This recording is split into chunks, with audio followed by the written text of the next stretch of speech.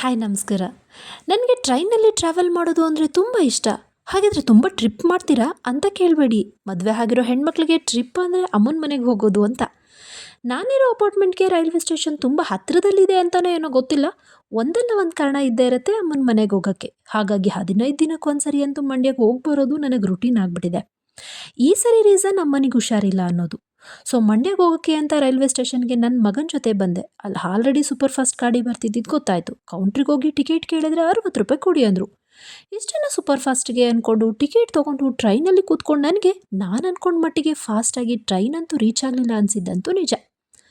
ಮಂಡ್ಯಕ್ಕೆ ಬಂದು ಇಳಿದು ನನಗೆ ತಮ್ಮ ಆಲ್ರೆಡಿ ಬಂದು ಕಾಯ್ತಿದ್ದಿದ್ದು ನೋಡಿ ಸಣ್ಣದಾಗಿ ಸ್ಮೈಲ್ ಮಾಡಿ ಬೈಕ್ ಹತ್ತು ಕುಟ್ಕೊಂಡು ಹೊರಟು ನನಗೆ ಆನಂದಕ್ಕೆ ಮಿತಿನೇ ಇರಲಿಲ್ಲ.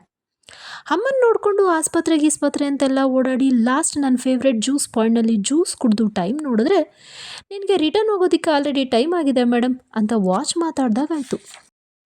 ಸರಿ ಅಂತ ಹೇಳಿ ನನ್ನ ತಮ್ಮನ ಹತ್ರ ರೈಲ್ವೆ ಸ್ಟೇಷನ್ಗೆ ಮತ್ತೆ ರಿಟರ್ನ್ ಡ್ರಾಪ್ ಹಾಕ್ಸ್ಕೊಂಡ್ರೆ ಅಲ್ಲಿ ಆಲ್ರೆಡಿ ಪ್ಯಾಸೆಂಜರ್ ಗಾಡಿ ನನ್ನನ್ನು ಕರ್ಕೊಂಡು ಹೋಗೋದಕ್ಕೆ ರೆಡಿಯಾಗಿ ಬರ್ತಾ ಇರೋ ಥರ ಅನ್ನಿಸ್ತು. ಸೊ ಟಿಕೆಟ್ ತೊಗೊಳೋದಕ್ಕೆ ಅಂತ ಕೌಂಟ್ರಿಗೆ ಬಂದರೆ ಅಲ್ಲಿ 25 ರೂಪಾಯಿ ಅನ್ನೋದಾ? ಅಮೌಂಟ್ ಏನೋ ಕಡಿಮೆ ಆದರೂ ಯಾಕೋ ತುಂಬ ಕಾಸ್ಟ್ಲಿ, ಬೇಡ ರಿಟರ್ನ್ ಹೋಗ್ಬಿಡೋಣ ಅನ್ನಿಸ್ತು. ಆದರೆ ಹೋಗಲಿಲ್ಲ, ಯಾಕಂತಂದರೆ ಅನಿಸಿದ್ದೆಲ್ಲ ಮಾಡೋಕ್ಕಾಗಲ್ವಲ್ಲ ಅದಕ್ಕೆ. ಟ್ರೈನಲ್ಲಿ ಕೂತ ಎಷ್ಟು ಹೊತ್ತಾದ್ಮೇಲೆ ನನಗೆ ಗೊತ್ತಾಯಿತು ಭಾರ ಆಗಿದ್ದು ಟಿಕೆಟ್ ಅಮೌಂಟ್ ಅಲ್ಲ, ಅಮ್ಮನ ಬಿಟ್ಟು ಬರ್ತಿರೋ ನನ್ನ ಮನಸ್ಸು ಅಂತ. ನನಗೆ ಒಂದೊಂದ್ಸರಿ ಪ್ರಶ್ನೆ ಮಾಡಬೇಕು ಅನಿಸುತ್ತೆ ನನ್ನ ಎಮೋಷನ್ಸ್ನ, ಫೀಲಿಂಗ್ಸ್ನ. ನನ್ನನ್ನು ಯಾಕೆ ಇಷ್ಟೊಂದು ಕಾಡ್ತೀರಾ ಅಂತ.